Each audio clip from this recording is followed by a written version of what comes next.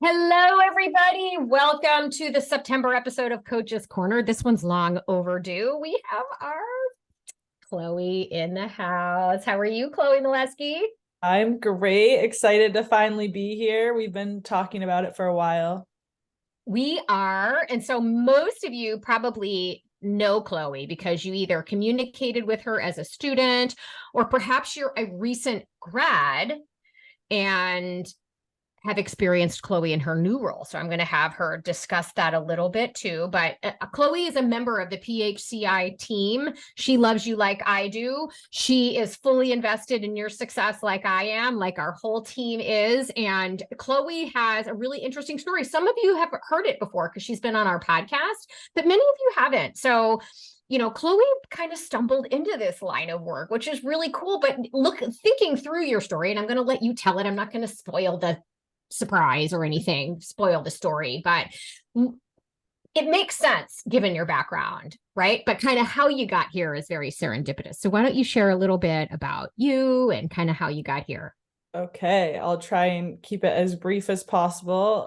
It's a windy road as they usually are. Sure. But I grew up with three brothers, and I think this is important because I've just always been super competitive, and this is something that still drives me and is something I have to balance. And as we tell a lot of our clients, a lot of times their biggest strength is also their biggest weakness. So although this drives me often, it also weighs me down. Hence why I'm more in the mindset part of coaching these days and the psychology part, which I'll get to. But anyway, grew up super competitive. I ran track at Duke and I got there and I choked. I had a terrible experience and I spent a lot of time after trying to figure out what happened. And, we just spent so much time on the physical part, the training, the runs, the strength training. And then there would be like one pep talk from the coach at the beginning or end of practice, right? And that's our mindset training. And afterwards, I just came to this realization of like, wow, there's such an opportunity for us to train our minds. And you hear any pro athlete these days, and mental health and mental performance is talked about much more, but you hear all of them and they'll say it's 90% mental, or, anyone that can get that mental edge. And, you show up and everyone's really good. So the only thing that's going to set you apart is where your mind's at. And so I started to dive deeper into this. Before I got there, though, I was working corporate in corporate America. And my friend was got an opportunity with Primal Kitchen that I went to Duke with. And she was like, hey, I have this really good opportunity. It doesn't really seem like a good fit for me, but I immediately thought of you because I was still really active. I was always doing personal training on the side and this and that.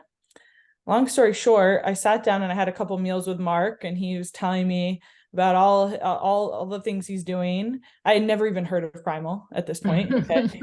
I remember him specifically talking about you, Laura, and what a superstar you are. Um, Anyway, he talked about a health coaching business that he had. And as a former athlete, the word coach really stuck out to me. And, you think about it, like I've had a coach my whole life. So I was interested in like what this industry meant. And it made sense to me. It was like, oh yeah, of course, like humans need coaches, they need mentors, they need support. That is, you look at any study of well-being and it's all about connectivity and community. And a lot of times coaches provide that. So I took on a role at Primal, and I was doing student and graduate support for just about 6 years. And then I simultaneously was getting a master's in clinical psychology, because for me, I felt like the nutrition part is obviously super important, but it doesn't light me up. And I knew that it wasn't something where I'm like, oh, I want to talk about food all day. It's just the mindset stuff was what really stuck with me.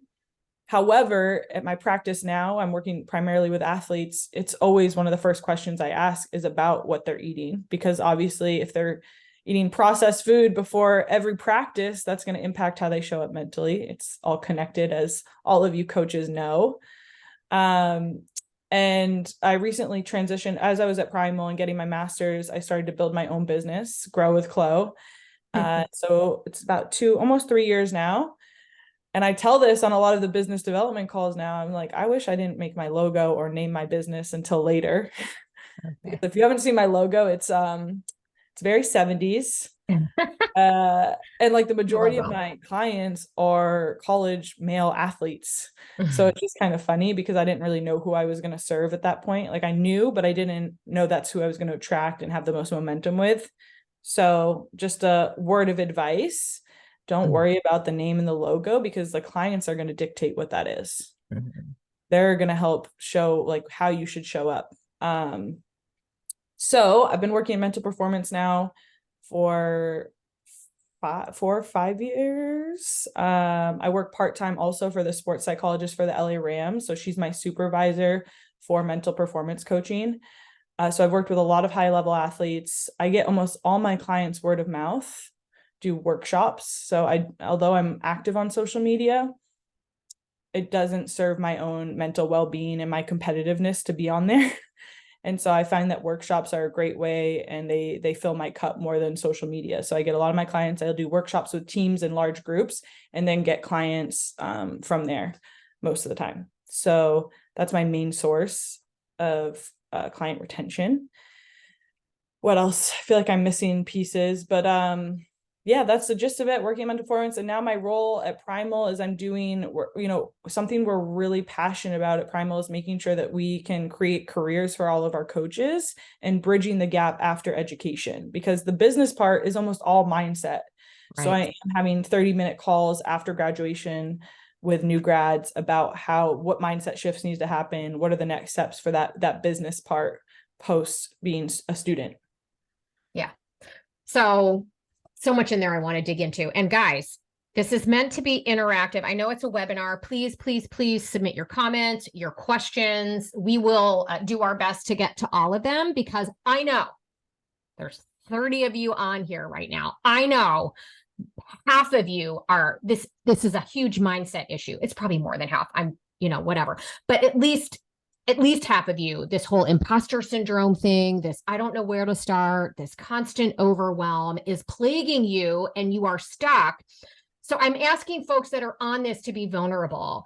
Just be like, yep, me too. Here's what I'm stuck with. How do we're going to kind of work this out. But what Chloe just said, that last little nugget that she dropped is been a big, not a shift in focus. We're an educator, we train, we certify, we do all of those things. But as a team, we've kind of realized we need to begin to start thinking in terms of, are we just selling a certification or is this a career? Is this and if it's a career, we need to help create a path. We don't have the size and the infrastructure to give every single one of you a job. I wish we could, but we just don't. However, we're working towards that either through our own endeavors, but also through creating bridges. And look, I've talked to most of you at some point, not all of you, but most of you that are on this call right now when you enrolled here. And the vast majority of people are still in this mindset of, I would love to work for myself. I would love to have my own career. And that's what drove you to get here. And then you realize how hard it is once you're in it. And then things start to unravel. So I really, really want to unpack that. And so Chloe's picking up that ball for us now. If you graduated a while ago and Chloe was not in this role, there is a way for them to reach out to you, right? And have like that 30-minute initial conversation with you. So keep that in the back of your mind. But then also, if you are somebody that isn't a coach yet and you're just kind of checking this stuff out, this is one of the perks that we offer. We don't just graduate you and be like, all right, see you later. We do these every single month. We run multiple webinars. We've got a support team. So the dirty little secret is, are you ready? The statistic is industry-wide in terms of certifications, and this is not unique to health coaching. This is all coaching, fitness coaching, life coaching, business coaching. Something like 80% of people that earn a certificate aren't using it. Like not full-time anyway, okay? And there are many that are doing this very part-time and they're happy with that. That's awesome. But there are many that have done nothing with it. Now, I know people that went to college that aren't using their degree either. So this is not a knock. There's nothing wrong. But the fact of the matter is for decades now, the main career path has been starting your own business. And it's hard. And so a lot of people kind of give up. And moving forward, the option of just getting a job grows by leaps and bounds every day. And we can talk about that. But I just kind of wanted to get that out there, that Primal Health Coach Institute has identified that this is a missing gap in the entire industry that we're looking to fill. And we've tapped Chloe to fill it because, Chloe, you've got a unique way of looking at things, right? This is sort of your passion and your focus is this mindset stuff. And I would love to hear about some of your you don't have to use names. Matter of fact, don't use names, but to give us an idea of some of the conversations that you're having with graduates. Is there something that you're hearing a lot? Common concerns, common fears, that kind of stuff. Totally. I mean, I think we all talk about this on our team calls, but something we hear a lot from the new coaches is, where do I find those first clients? And they haven't coached anyone yet, and that can be very overwhelming where to start. And I always share this because I feel so bad for my first few clients, right? I'm like, you're never going to be great at something the first time you do it, but something that would have, I think, helped me show up more confident is to offer. So I tell them all, like, do a big launch and offer 50% off those first 10 clients, because that's going to lower the pressure, right? And it's something you have control over. So, and anytime we focus on controllables, we're increasing our confidence and decreasing our anxiety about it, which I see a lot of coaches go through. It's like, oh, where do I get these? And there's this anxious energy. So I think that's a great place to start, because it reduces that pressure and allows you to show up more authentically and dive into coaching. But getting those clients is always the first thing. If they haven't coached yet, my first task for them is like, okay, how are we going to get you those first clients? So much about coaching. And those of you on this call that have your own businesses, I see a few of you that I know have full client loads. It's so much about momentum. And so how do we create that momentum?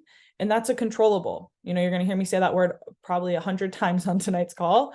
But what are the controllables? What do you have control over? So we'll go a lot over like outcome versus process goals. Okay, my outcome goal is to get a client by the end of the month. What's the process goal? I'm going to reach out to 5 people every single day. Okay, you have control over that. That's it. And then you let go, right? So high intention, low attachment, right? We know we want that one client by the end of the month, but we're not attached to it. And we just follow the process, right? Those 5 reach outs every day, and the rest will fall into place. So we talk about all the time, and I know it gets lost, and this is true when we're working with health coaching clients, that the change happens with the actions that you take. Mm-hmm. You have got to take actions. And early on, I think coaches feel safer in I need insurance. I need an LLC. I got to get my website up. I need my logo. I got to think of the business name. What about my colors? Right. So it's fun. It feels busy. They're doing a lot of things, but technically it's action. You're doing things, but these are not actions that actually get you clients, and they're not actions that are required for your first few clients. And again, it's, same thing when I'm working with athletes with performance anxiety. It's being true to yourself. How much of this is the anxiety of like, oh, snap, after I get this paperwork done, I'm going to actually have to start coaching, versus, oh, I'm just not ready yet. Right. And like being mindful of like, I need this legal document. I still don't have legal documents. I've been in business for like, and so I tell them that I'm true and honest about that, and will be transparent. So yeah, you're so right. Like I hear that all the time too. Like, oh, I got to get these documents in place and this and that. And I'm like, no, you got to start coaching, because that's going to dictate everything else. Well, it's interesting too. There are professionals out there that cater to building websites, creating documents. And so they're leading you to believe that this is something you have to have in place right now before you can start. And you do not. When I took on my first couple clients, first of all, I had no idea that there were like state laws in my state that I was violating at the time. No effing clue. And I never got in any trouble. No one ever sued me, whatever. I'm a small fish, right? No one's whatever. I had no idea that I should actually have a client agreement or a contract until I had my first client that wanted to quit midway through. And then that's where I was like, well, I should probably have some sort of prearranged, so you kind of learn, is it the end of the world? Did I lose my house? No, I did have liability insurance because I owned a gym. Yeah. Okay. You don't have to have a special liability policy specific for health coaching in that. Just have a general umbrella policy, right? And as you grow and your risk increases because you're working with more humans, and let's face it, humans are weird. There's an uncontrollable variable to use your word. So yeah, then you start to think through these kinds of things, but don't let it keep you from getting started. 100%. And I would say the same thing. Like, I didn't have a cancellation policy in place, and I was like, okay, I'm not going to let that happen. I'm adding that to my, introduction email once they sign up, and you learn as you go. And I feel that reduces the overwhelm, because I'm seeing some of that in the chat, not knowing where to start. Always start with the client and coaching, period. I'm going to keep saying that as well, but you're going to learn as you go, like in anything else. Right. Exactly. So, Sheila was like, I want 30 minutes with Chloe. Awesome. Book it. We can probably share the link to do that. Craig is saying, I'd love to be able to do this for a job after I graduate from the course. It's just very overwhelming. It is. I don't know where to start. So let's put a pin in that. Let's talk about this. Where to start. We already said it. Clue, client and coaching. Okay. Jatan is saying, totally agree. I feel the same way. Justine, had raised her hand. So I had asked her if she had something to share. So we'll see what she pipes in here. Tammy, I started sharing that I was working on this certification, and now I'm getting calls with questions before I feel prepared to get started. Still 10 weeks before I get certified. At least there's interest. Absolutely. And Tammy, the good news is we have a huge community of thousands of Primal Health coaches that you can ask advice. If you don't know, email into us, help@primalhealthcoach.com. That will go to Melissa. Melissa can answer it, or she'll send it to me or Aaron or Chloe or whoever it is that has a bit of expertise in where your question lies. Yeah. And I would just piggyback off that. Take advantage, grab that momentum, Tammy. Like, that is beautiful that you already have people reaching out, and I wouldn't let it hold you back that you haven't finished yet. Just obviously be transparent that you're in training, but start getting those reps, because they're just as important as the course itself. Yeah. I equate this to like having children, for example. If you wait till the right time, it's never going to happen, right? There's never going to be like the perfect time. You're never going to be like, I'm ready. It doesn't happen. You have to just start and take a step. So when you're talking with, and maybe it's even with clients that your own personal clients in terms of reaching a goal. So whether it's our folks looking to get their first client, or whether it's your folks looking to make a team or whatever, what is that sort of first step in terms of, so you said an example is I'm going to reach out to 5 people every day. Do you have any sort of guidance on what to say, who to reach out to, what that might look like?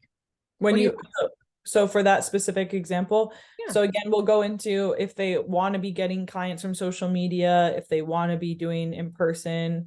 I was talking to someone the other day, they want to go old school and start just going to trade shows, and things like that. A lot of times it will be in your network. So just like reaching out to friends and family and say, like, letting them know.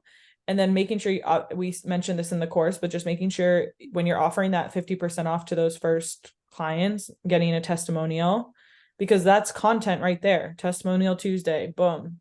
Like, it's all related step by step. But yeah, I would say it's different for everyone, but reaching out to your network, and like even just one person, a day, getting comfortable introducing yourself when you run into people in the grocery store and telling them you're a health coach.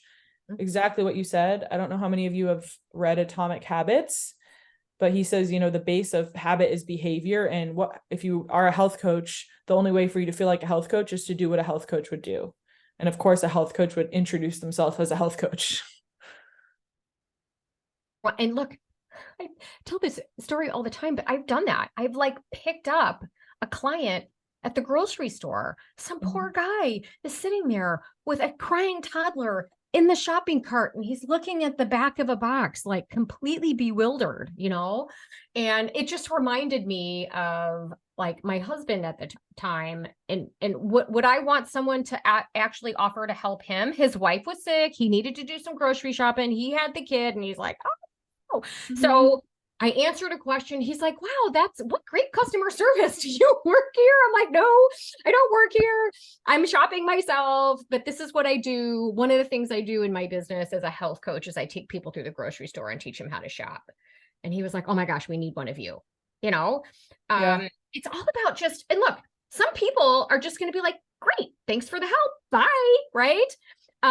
Or people that when you just say, hey, I'm a health coach now, and this is what I'm doing. I'm looking for people, to kind of be my beta group. The cost of my program is going to be X amount of dollars, but my first 10 are going to be half that price. You will get some people that are like, great, I'll let you know if I can think of somebody, right? That are not going to volunteer, but you will have those who do. And you don't need everybody to say yes.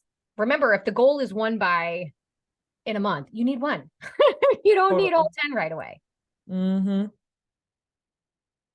Absolutely. Marissa, that was one of the biggest things I did at first, was to start telling people I'm a health coach. It felt weird, but it did get me my first clients. Yeah. And I think it's what it's doing subconsciously too, telling you that you believe it, right? Even if you haven't had a client yet, start introducing yourself and getting comfortable doing that. I think a lot of it also comes back to the growth mindset. So I don't know how many of you have read Mindset by Carol Dweck. She's a psychologist at Stanford, and she did all the research on growth mindset. And, this is twofold for coaches trying to start their own business right now, making sure you have a growth mindset, but also when you're coaching, I pay a lot of attention to the language my clients are using, and is it from a growth or fix? And don't get it twisted. It can be a growth mindset and still be something positive. Mm-hmm. So if they're saying, I'm just always this fit or whatever it is, that's a fixed mindset. If they're saying like they always are, and it doesn't create any of the controllables, right? It's fixed. There's a ceiling on it. But basically, just to share a little bit about growth mindset, there was a study with 100 fifth graders. Half of them were told they did really well. They must be really smart. Half of them were told they did really well. They must have worked really hard. The researchers came back and said, hey, will you guys take a harder test? The kids that were told they were smart didn't want to take the test because they didn't want it to be like, oh, they're going to find out that I'm a fraud. I'm not actually smart. Whereas the kids that were told they worked hard were like, yeah, bring it on. I can work harder. Right. Yeah. And so I think that says a lot. We have to be acknowledging effort or praising effort versus talent or like fix things. Right. There's so much about this too that for whatever you think about the National Board for Health and Wellness Coaching, which I just think they're doing some really great work, and I'm applauding the influence they've been able to bring to health coaching. And this is when I know you sat for the test, I sat for the test. A lot of what they're looking for and the questions they ask you are in this realm, right? When they ask you these questions of what is the next best response by the coach? They'll give you this scenario, and client Jane Doe said, whatever, what is the next best response? And it's not where two of them are obviously wrong.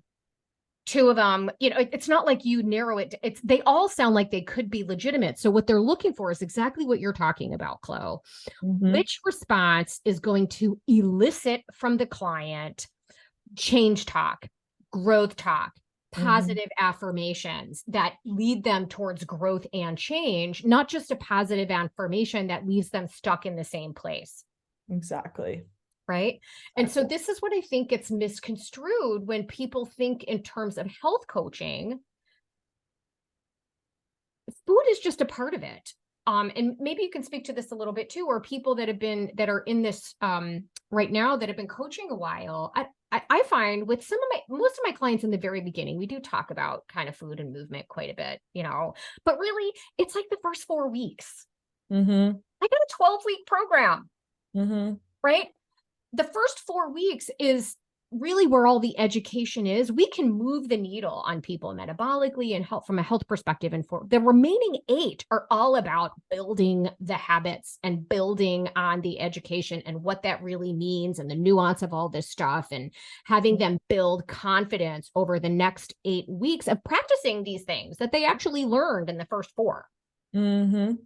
You know, so in terms of mindset and how you work with your clients, Mm-hmm. can you tell us a little bit, like, do you have a structured program like we will often recommend here, or how does that work? Yeah, I've been working on my program for quite some time. It hasn't launched yet, but I have like a 12-week. I've had enough clients at this point where with athletes specifically, it always is like the same thing in terms of like, we'll go over confidence, positive self-talk, imagery, mindfulness, etc. So short answer, no, but I've been working on it. I also, that helps have a lower price point. Mm-hmm. And I think it increases the value of what you're delivering. And that's why Primal Pro and all of that is so great, because it's a handful to build your own course. That's for sure. But so I offer a 12-week program for my clients, and I don't have any course attached to it, and I charge $3,000. So just to put that out there for people, and it didn't start out that way. I was charging way, way less when I started, and then that created burnout, obviously. That's the big problem with the low price point is you get exhausted. You're giving a lot, and it's so find a price that feels good, and really meditate on it, on like, will I feel good or will this be draining? Yeah. So do you think, look, I think this is a common trajectory. I think everybody in the very beginning undercharges. And then you realize, holy cow, if I'm actually going to make a living charging this, that means I'm going to need to bring on a whole lot of clients, which means I either don't sleep, don't eat, don't clean my, whatever the case may be. And burnout doesn't suit. And then you begin, here's the other thing. I don't know about you, but when I wasn't charging enough, folks didn't value it enough. And when they didn't show up, boy, was I resentful. Mm-hmm. I'm sitting there thinking, I'm doing this, charging bare bones, because in my mind, that's what I felt I needed to get started and justify bringing people in. And when they didn't show up, boy, was I pissed. But when I started charging a lot more, if people didn't show up, I'm like, well, I guess that, whatever that hourly rate is in my head, that $200 is mine. I didn't have to really do a whole lot for it. Exactly. On them. I don't give them their money back if they miss. Not that I'm charging per session, but you know what I mean, right? And I do find that people they show up, right? And you show up. You show up. Right. Because it's hard to show up when when you said it's bare bones and you're like, oh my gosh, And one exercise, we had someone on the podcast, I remember, and she did a really good exercise where you just write down every course you've ever taken, even like all the investment you've done. Maybe you got a bachelor's degree, but write down the cost of all of your education and experiences. And that might help with your confidence when you're asking for that higher price point. Because you look at for me, from undergrad, graduate school, I'm like, you guys know how much money this is? I'm charging this. Of course. Exactly. Well, and also at the end of the day, it's not the to a certain degree, that's a big chunk of it. And for those of you that don't have a master's degree, but you're a grown up with like work experience, life experience, you've taken a program, like all of that stuff has value as well, right? And so at the end of the day, I think a lot of times that goes into a price point someone charges. Absolutely, for sure. Because when we think in terms of careers, employers will pay you more if you have a master's over a bachelor's. Like that all of that makes complete sense. But at the end of the day, it's if you were whatever your avatar client was, at whatever the point you're trying to reach them in terms of their readiness for change and what they're looking for to change, if that was you and you were in their shoes, what would you pay to have that problem solved? Right? What would it be worth to you to make that team, right? To reach that goal, to not have to rely on whatever energy drink, because you cannot keep your head up anymore. I remember being scared driving home one day at work, and I don't remember how I got home. Brain fog. I got home. It was clearly on autopilot, but I don't remember the drive. Yeah. And boy, did that scare me. And something really needed to change. And in addition to the fact that I kept getting sicker and sicker, but that was really my first, like, Yeah. I really started researching a lot more, and I was willing to pay out of pocket for stuff. And, I'm not going to bore you with my story because it doesn't matter. But, from the standpoint on mindset of thinking through getting started, let's talk through, because I think a lot of the people here, there are many that have been doing this a while. I see Marissa, I see Sheila, and many others. But in terms of some of the newer people starting and thinking through having that conversation around price, from a mindset point of view and a confidence point of view, do you have some thoughts or pointers there? Yeah. So Cassandra, I'm not sure how it's pronounced. This is kind of a good segue into your question, but she said, I've been considering hiring a health coach for myself to see how they run their program. I'm a hands-on learner, and I think it would be really helpful to see how someone else coaches. Do you think that's a waste of money? No. I don't. Right. And in fact, that's like an energetic gold mine, because you're saying, I'm investing in this. Of course, someone else should invest in you, right? Like, we have to be willing to invest in coaches if we're expecting others to invest in us as a coach. And I hired a coach as well. And that really actually was probably the biggest shift for my price point. When I worked with someone and was like, wow, I'm undercharging so much. I spent way more on his program and his coaching, and it really elevated me to raise my prices. So I love that idea for you, Cassandra. And as for, before I was doing it, so my mom's a therapist, my dad's a psychologist in more of the mental health space, and most of them do session by session. And I was like, wow, this is exhausting. And so then the packages just felt so much better, energetically and emotionally. And again, like you said, if no one shows up, you don't feel stressed. You're like, okay, loss, and more time for me to work on admin stuff for my business or whatever it might be. Absolutely. And you kind of learn, like, when people don't show up, gee, that's going to go in my client agreement next time, right? Because I finally said, if someone just no shows, they don't get to reschedule that appointment, right? If they reached out to me and we were able to agree on a reschedule, fine. But if they let me show up and they just didn't, and they didn't tell me, they lost that session. Totally. Sorry, that's the way that works. But and thinking about this too, in terms of hiring a health coach, I mean, the amount of money people pay for business coaches is often more than what many health coaches charge. Not always. But what if there's somebody that you admire and you're like, they're working in a similar space to where I want to work.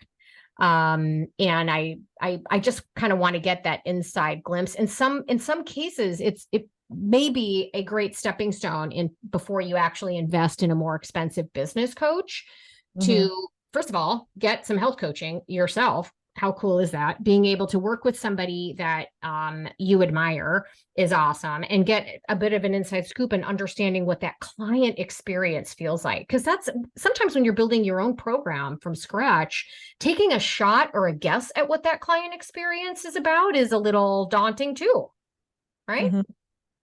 Totally. And I think there's a lot of people, a lot of people that do both health and business, or like adjacent. Because the thing is, as you all know, once you learn the coaching conversation, it can be transferred to a lot of areas. Like, you can coach, it's behavior change, right? So love that. And then Allie was talking about listing pricing. I don't list the pricing on my website. That's also because I'm a jack of all trades, master of none, but oftentimes better than a master of one. So I offer a lot of different things. And so it would be kind of confusing. And I think it would create that paralysis about what they're going to do. And that's been my own journey. I think a lot of times we talk about niching, and that works for a lot of people. I've always been this person. I think if I lived another life, maybe I'd be an actress, because you get to live and be so many different types of people. And I just want as much adventure and experience out of life. And so I like to have my hands in a lot of different areas of coaching. So Allie, I don't put my pricing on my website. That comes up on the discovery call. And I would generally recommend that. Yeah, But I know I don't know. Erin does, because she's just, I get the feeling some people just are not having that price conversation. They're not comfortable having it. So they'd rather just throw it out there. Here's what Mhm. it costs to work with me. So people know that in advance before they ever sit down and talk to you. Right. So she doesn't have to worry about it. What I'll give a range, actually, is what I'll do. Depending upon the situation, that the bones of my program are essentially the same, but am I working with someone who's highly motivated, doesn't need to talk to me every week, doesn't need a lot of hand holding, and it's really just we're checking in? That price would be different from somebody that needs me to show them how to meal prep, if that's something they're interested in, that I literally have to go into their house and pry the Oreos out of the pantry myself and go with them to the grocery store and show them how to read a nutrition label. I'm going to charge more for that. Am I working with one person? Am I working with a husband and wife? Is this a family? So even though a lot of the content and the concepts and the program's the same, just how much work is this going to be for me? And that goes into my pricing. So I'll often kind of just put a range out there rather than one price. So Chloe doesn't put hers out there. It's, I do a lot of things, and, let's talk and see what you need. And then she can give you a price at that point. Erin's like, I don't even want to have the conversation. It's up on my website. That's how much it costs. I list a range. There's a Yeah. lot of different things. Yeah. It's funny too. One thing I just to be transparent with everyone on the call too, something that's been that jack of all trades has been a challenge for me, because it's like you just see so many people specializing. And truthfully, like if I was going to specialize in something, it would probably be fitness. Like that's the thing that comes the most natural for me. It's the easiest. It's less energetically a lot of times to be a fitness professional, although like we're adding the coaching, which is awesome, and that's why we can get into that. But yeah, the mental performance stuff is something that I have struggled with myself more, and so it's a blessing and a curse. But I also get to work on it every day with my clients, which is great. I feel like I get double the mindset training, which is pretty epic. Mm-hmm.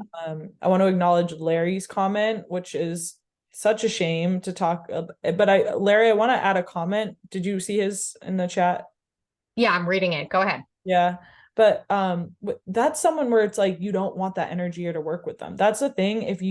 I can't tell you how many times I got ghosted 3 times just last week. Clients that message me, or potential clients, and were like, hey, I've been following you for a while. I'd love to work with you. Can we have a discovery call? Have the discovery call, follow up a few times, or they're even saying, oh, I just have to talk to my partner or this, and then they don't get back to you. Good riddance. Like that's a blessing in disguise. You do not want to be working with people that treat you that way, or ghosts, or any of that. If anything, you're dodging a bullet there. And I think that's really hard when you're getting started, because you're like, I just want a client, I just want this to work, I need the money, or whatever it might be.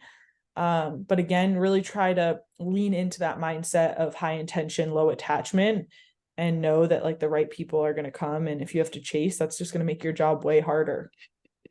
Oh, 100%. And we've said this before. If somebody is just look at the story that Larry shared, and anyone that's afraid to sort of just discuss price, if the answer is no, the answer is just no. And it's not you. There's nothing wrong with you.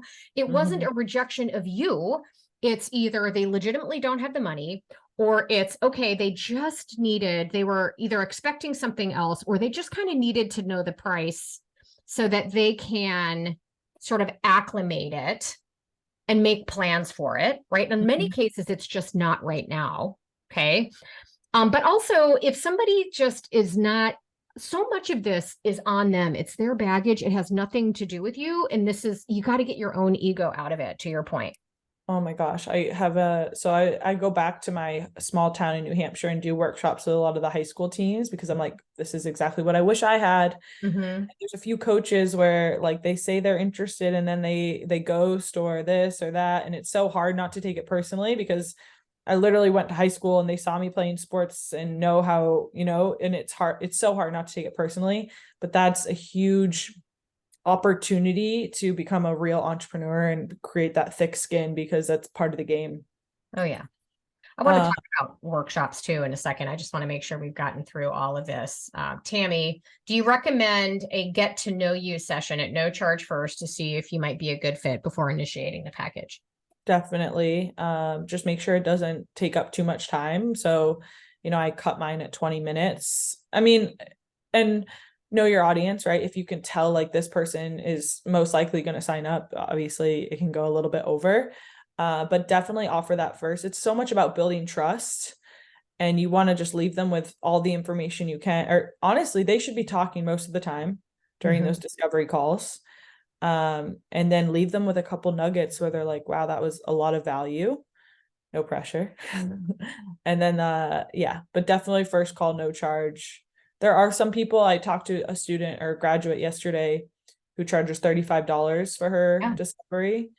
I suggested shifting that, just because especially if you're new and you're trying to get client reps, I just think it allows more time, more face time with new clients. Yeah. I mean, I have heard more seasoned coaches move away from the free discovery call. And most of that's because they've been around for so long. Many people already kind of know who they are. The whole like get to know you thing isn't as important because many of the people that they are speaking to already know who they are. They've been following them on social media. They've signed up for some e-course, perhaps your website or like your nurturing sequence. If you are farther down that path, allows that person to get to know you.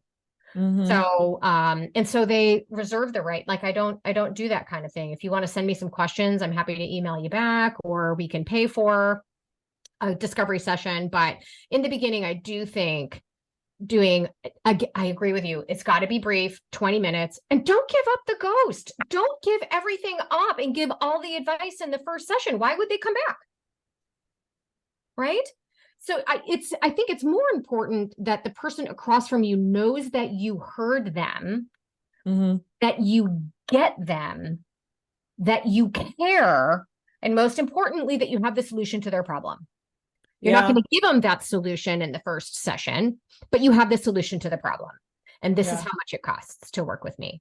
And I mean, I'll challenge you a little bit on the give it all, because I do feel like I say it for a different reason. I say give them something because they can get all the information online. They could take this course, they could do this. It's all going to be about implementation and actually the behavior change and them getting results. Right. But you don't want to overwhelm, as we both were saying, they should be talking most of the time. That's not the time for the education to be on heavy. Right. Laura, or as Chloe said, some folks are toxic user vampires. Most people are good. We sometimes need to be reminded that a person with a servant's heart needs to eat as well. Absolutely. So anyway, I want to pivot for a minute to workshops. Okay, so what's come up like over and over and over again lately in the conversations I have as admissions director, or conversations I'm having with people after they graduate, is how frustrating they're finding social media as a means to acquire clients. And is there a better way? I love doing in-person events, workshops, speaking engagements. I love it. I just think it immediately elevates you in the eye of the audience in terms of there's a featured speaker. Clearly she knows what she's talking about, or she wouldn't be the featured speaker. But anyway, I would love to hear kind of how you started down that path, because I do think for those that social media is just not their bag and it's not working for them, how you can start working locally with workshops. Yeah.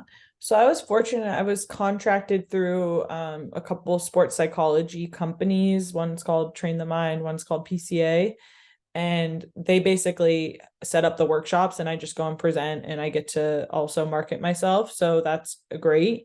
But then getting that experience, I got lots of reps, public speaking, somewhere in person, somewhere on Zoom. And I still do about 2 of those a week. And then I was able to build my own. And so now I have my own workshops for teams. My situation is a little bit different because I specifically work with athletes. So I get to be like, hit up a college field hockey team and say, hey, I'd love to come speak.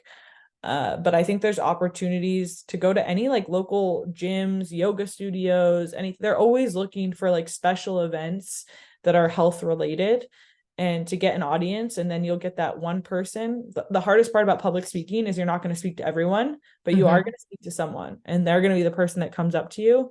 And if you do a free workshop and get one client, it's 100% worth it.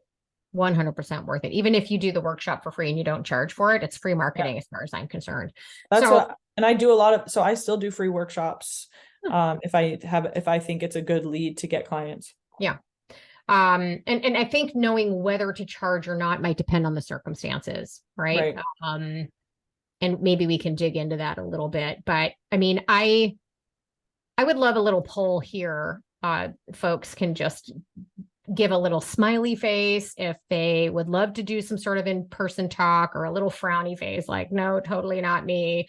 But when I first started, I mean, I learned how to do public speaking in a different career. I was terrified at first. Because part of the problem when I was first learning is I was trying to deliver a presentation to an audience of my peers who knew what I was supposed to say. They would know if I screwed up. The first time I actually gave an actual public event where the audience had no idea what I was going to say or if I screwed up, it was a piece of cake, right? So get rid of that. Your audience is not going to know, right? You don't need to have fancy slides. I use either PowerPoint, or I literally have an old-fashioned flip chart with just bullet points, because I need to stay on task. We all know Laura has a tendency to be verbose and go off on a tangent, and I don't want to do that. I don't want to lose my train of thought. So I always have something like that to guide my talks. But pick a topic that you know like the back of your hand. Period. And to your point, speak to a specific person, and write it for that person. That's my little soapbox. What advice do you have here? Yeah, it's so funny you say that, because my first workshop with this contracted company was 600 student athletes. Oh my gosh. And I hated public speaking. Like, it was one of my biggest fears, and I was shaking, but you're so right. It went better than expected. And I ended up loving it because I didn't know any of them. They didn't know what I was presenting on. And then fast forward, I was at a wedding this past weekend giving a speech for my friend that was getting married. And I was like, oh, I got this. I public speak all the time now. I do all these workshops. And it was so much harder. And I was shaking and sweating, and because they know me and they knew I was like, it was just much more personal, and it made it so much harder. So all that being said, don't judge if you don't typically like public speaking in front of, audiences of people. It's very different when it's, consumers of health information that you've never met. Oh my gosh. Yeah. So I used to have to give financial presentations in front of like audiences of financial advisors, more often their clients. So here I was with this slide deck of super complicated information that I had to try to somehow make interesting. There's nothing worse than looking at a graph of a yield curve for bonds and trying to make that interesting. But one thing that, I'm sorry, my dog's barking, but one thing that I found invaluable was signing up for Toastmasters. And I assume they're still around, but they're an organization. They all have local chapters that you can join, and you just show up and hone these skills. There's nobody there. They're not trying to pick you apart. They're just trying to help provide feedback. You don't have to kind of deliver a presentation on something you don't know. They just want you to get up and speak about whatever you feel like speaking out at that time. And it just helps you kind of build confidence and build reps in that vein. Super helpful. So someone's asking, Cassandra, how do you find in-person events, or do you host in-person events? I have some thoughts there. I'm sure you do too. Wait, do I host in-person events? How do you find in-person events, or do you host them yourself? I do a lot of outreach to college coaches, high school coaches. A lot of outreach, a lot of rejection, a lot of no responses. But yeah, I reach out to coaches. I try to find warm leads of like, oh, will you introduce me to this person? They're a coach. I've used my network from college. Like, a lot of the former athletes at my university are now coaches. So I'll reach out to them and say, hey, this is what I'm doing now. I'd love. The other thing I've been doing is trying to get in with like agencies. So I don't know any sports agents, but that's something that's on my to-do list of like, oh, if this was included with when they sign on an athlete, oh, you have a mental performance coach on staff. So that's my new endeavor that I'm going to try. I like it. So you can, first of all, if there's a local community, like a local business related community that does any kind of luncheons, the little city that my gym was in, they had their own, kind of, I forget, why am I drawing a blank on the Chamber of Commerce? And they would have morning events like once a quarter or whatever. And we would go and we would just speak on like whatever was new with us. But they always hosted events in the area where they did like a women in business event that you can participate in and offer to either sponsor or just give a little talk. Also, there was a health fair. The health and fitness related businesses in the area got together and they did a little bit of a health fair, and we did a talk, and we did some sort of like a deadlift clinic, how to pick things up properly, basically, but you can absolutely, we owned a gym, so I could host my own events. But you know what? There was a physical therapy office in that community. There were several chiropractor offices in that community. There were moms groups that all want to know how to kind of get their children off on the right foot, So what I would think in terms, it doesn't have to be necessarily a direct, like, oh, this is an obvious connection, health coaching and yoga, or it can also just be organizations that are open to having you come in and speak to their employees and provide a little healthy lunch and learn for them. And you can do it for free. And your only ask is that you get the ability to talk about what you do, right? Kind of free marketing. So, and you're right, you're going to get a lot of no replies. And you might get a lot of no's, but that's fine. Again, it's not about you. It's not personal. They don't know you. They're just not interested right now. And that's completely fine. Tiffany's asking, will you guys, meaning Primal, give us any type of assistance, feedback, constructive criticism, or even suggestions for our niche verbiage on our sites, etc., for new coaches? That you do a little bit of that, don't you, Chloe? Yeah, you could bring that up on our call. You can also send that into Melissa if you're still in the course. So either one. Yeah. So we do provide that kind of stuff. Now, look, we're a small team.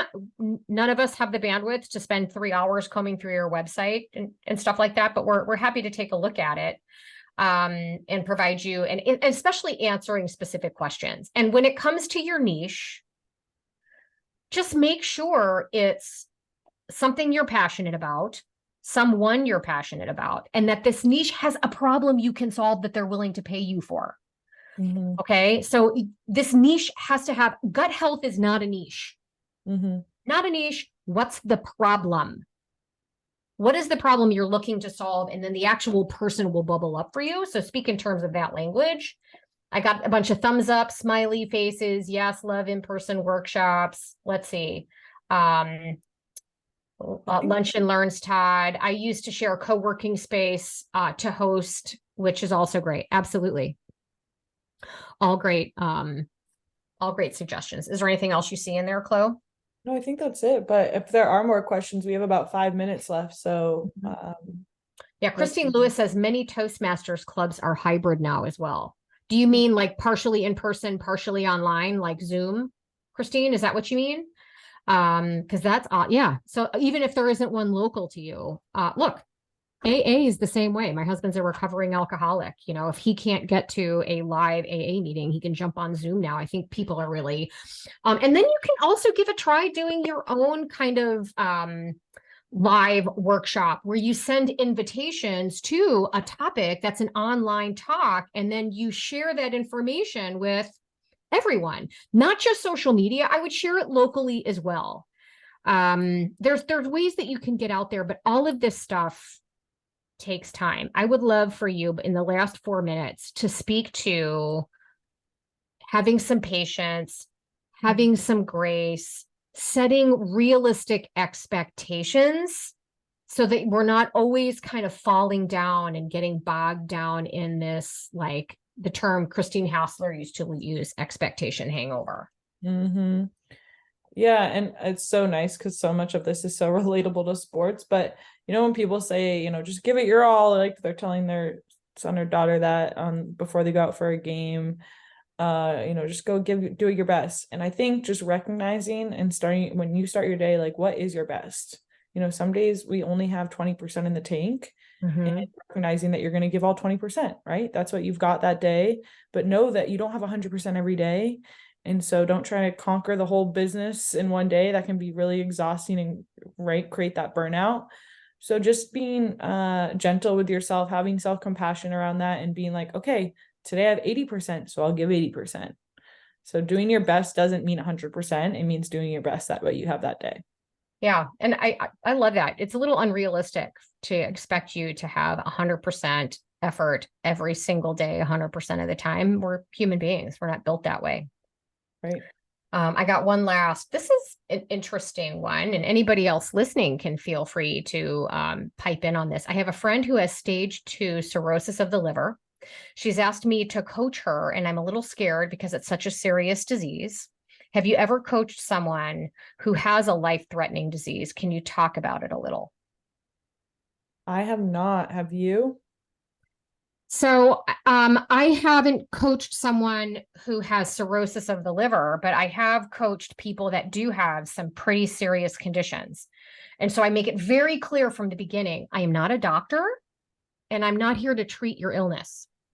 I can't do that. That's not what I do. But what I do is I focus on wellness, right? Yeah. And so as your coach working with you, you and I are going to focus on, to use the term you use, Chloe, what's within your control? What actions can you take? What new choices can you learn? What behaviors can you practice? And what habits can you build that promote wellness and move you away from illness? Mm-hmm. Right. So that's what I do as a coach. And I'm happy to support you in that. And and by the way, a lot of what we talk about in the Primal Health Coach Institute is very friendly to the liver, right? So the question is, how is this person an alcoholic, or is this kind of literally like fatty liver gone so long due to processed foods and sugars? I mean, a primally aligned diet gets rid of a lot of that stuff. Are there processes and things that can help sort of detoxify the liver and things like that may be beyond your scope, and that's okay. And maybe you bring in some sort of functional medicine counterpart to kind of talk you through that or work with your client on that. But what I would highly recommend is you help keep your client not focused and identified as their illness, but focused and practicing the behaviors and habits of a healthy person. Mm-hmm. Right. Great. And Yeah. then over time, they become less and less sick, and their mindset switches to that of a healthy person. And it's amazing what miracles can happen when you just practice those healthy behaviors and you remove the things that we know are going to aggravate the liver. Yes. I agree with all of that. I think that's great advice. Yeah, that's what we do. We don't treat illness. Yeah, we bring in clients all the time that have been diagnosed with something that clearly have some sort of either diagnosed clinical or subclinical illness, but we cannot treat it. We are not doctors. Don't try to be. That's where imposter syndrome comes from. Totally. Health coaches are facilitators of change. That's what we are. So Mm-hmm. what changes can we help that client facilitate that move them closer to wellness? That should be your focus. Right. And it's the same, just to, reiterate, the same thing in mental health. There's been an ongoing debate for decades of like, do we diagnose? Because a lot of people feel, some people it gives relief. Oh, now this makes sense. Other people feel attached to their diagnosis. And so I think, I'm totally in the same boat as you. They are not their diagnosis. And I think it creates less focus on those controllables and that focus on wellness. So I love that. Oh, yes. It's so true, Jatan, too. She's talking about kind of some of her own health struggles. And personally, she just need someone to walk and talk wellness with. Get into that wellness mindset. Start using that language. Start thinking in those terms. And then all of a sudden, these foods that you once thought you loved, you just don't love them anymore. You don't want them anymore because they take you farther away from wellness, right? That which you focus on is what grows.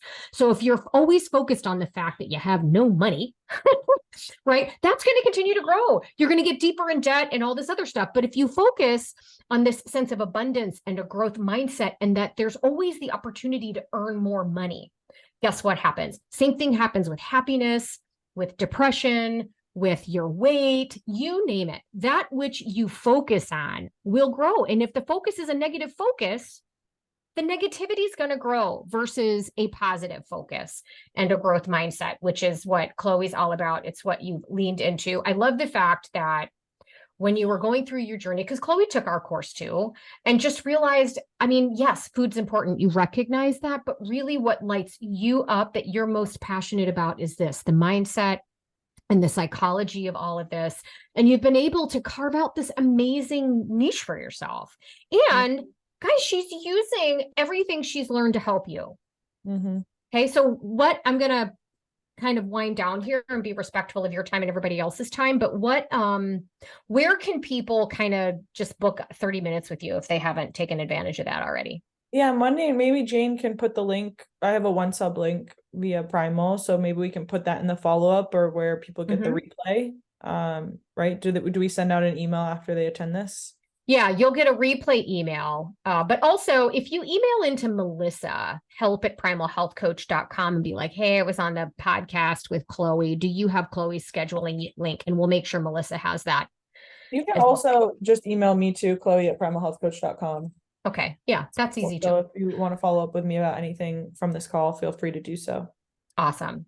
Boy, this was fun. It was great. It flew by. All hyped up now. Yeah. I'm gonna go coach somebody. Yeah. So thank you again for sharing your time and joining us in person and some wisdom here. And I'm super thrilled to have seen your growth and your path. And there's nothing but good things ahead for you. I know it. And everybody take advantage of Chloe. She's here to kind of help get you on the right track. So thank you so much, everybody. Yay. Thanks, everyone. Bye.